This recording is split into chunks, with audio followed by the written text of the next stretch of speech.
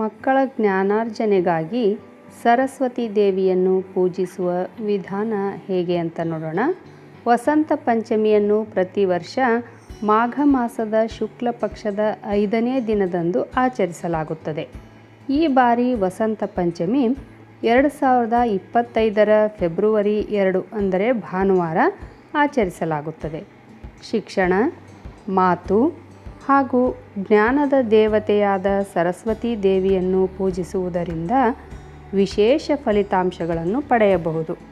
ಆದ್ದರಿಂದ ವಿದ್ಯಾರ್ಥಿಗಳು ತಪ್ಪದೆ ಆ ದಿನ ಸರಸ್ವತಿ ದೇವಿಯನ್ನು ಪೂಜಿಸುತ್ತಾರೆ. ವಸಂತ ಪಂಚಮಿಯಂದು ಬೆಳಗ್ಗೆ 7:09 ಮಧ್ಯಾಹ್ನ 12:35 ಸರಸ್ವತಿ ದೇವಿಯನ್ನು ಪೂಜಿಸಲು ಉತ್ತಮ ಸಮಯ.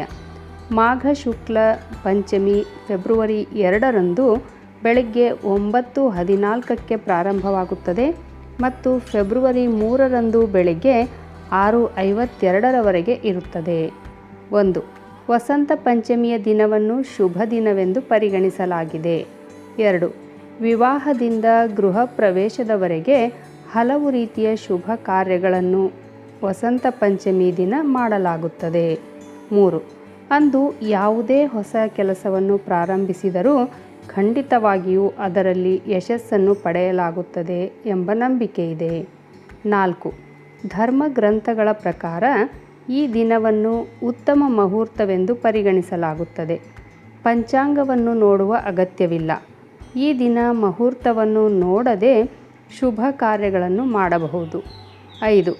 ಮಕ್ಕಳು ಅಧ್ಯಯನದಲ್ಲಿ ಹಿಂದುಳಿದಿದ್ದರೆ ಅಥವಾ ಶಿಕ್ಷಣದಲ್ಲಿ ತೊಂದರೆಗಳನ್ನು ಎದುರಿಸುತ್ತಿದ್ದರೆ ವಸಂತ ಪಂಚಮಿ ದಿನದಂದು ಬೆಳಿಗ್ಗೆ ಪವಿತ್ರ ಸರಸ್ವತಿ ಯಂತ್ರವನ್ನು ಮನೆಯ ಪೂಜಾ ಕೋಣೆಯಲ್ಲಿ ಇಡಬೇಕು. 6. ಬಿಳಿ ಶ್ರೀಗಂಧ, ಹಳದಿ ಮತ್ತು ಬಿಳಿ ಹೂಗಳನ್ನು ಅರ್ಪಿಸಬೇಕು. 7. ಧೂಪ ಮತ್ತು ದೀಪಗಳನ್ನು ಬೆಳಗಿಸಬೇಕು. 8. ಓಂ ಹ್ರೀಂ ಹ್ರೀಂ ಹ್ರೀಂ ಸರಸ್ವತಿಯೇ ನಮಃ ಈ ಮಂತ್ರವನ್ನು ಪಠಿಸಿರಿ. ಈ ಮಂತ್ರವನ್ನು 11 ಬಾರಿ ಪಠಿಸುವುದರಿಂದ ಬೌದ್ಧಿಕ ಬೆಳವಣಿಗೆಗೆ ಸಹಾಯ ಮಾಡುತ್ತದೆ. 9.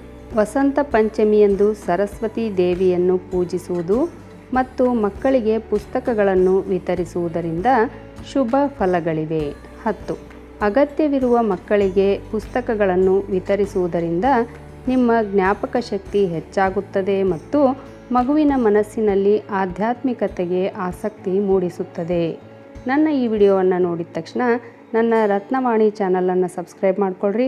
ಹಾಗೆ ಒಂದು ಲೈಕ್ ಕೊಡೋದ್ರ ಜೊತೆಗೆ ಹೆಚ್ಚು ಜನರಿಗೆ ಈ ವಿಡಿಯೋವನ್ನು ಶೇರ್ ಮಾಡಿರಿ. ಧನ್ಯವಾದಗಳು.